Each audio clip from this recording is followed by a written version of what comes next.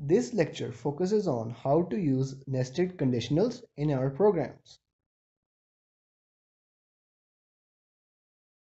This is a number guessing game program.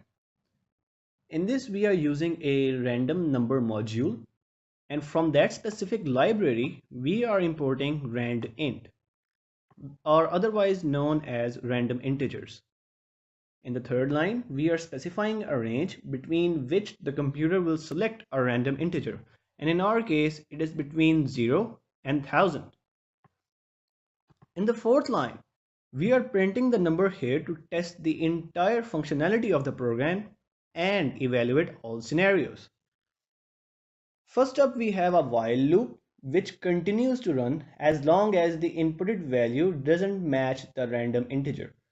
We have three if statements, 1, 2, and 3.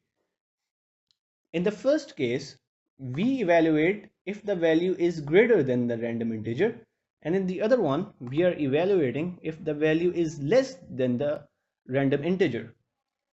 In the third case, when the user has finally entered the correct value, the compiler will prompt the user whether he would like to try again over here or if he would like to exit.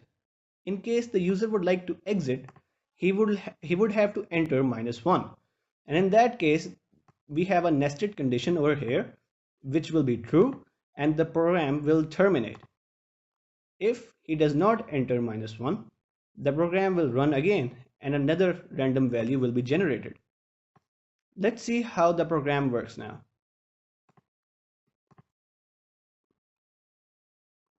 So let's enter 780. It's too high. Let's enter 340. That's too low. So if I enter 476, I have entered the correct value. Now if I enter -1, and the program has now ended.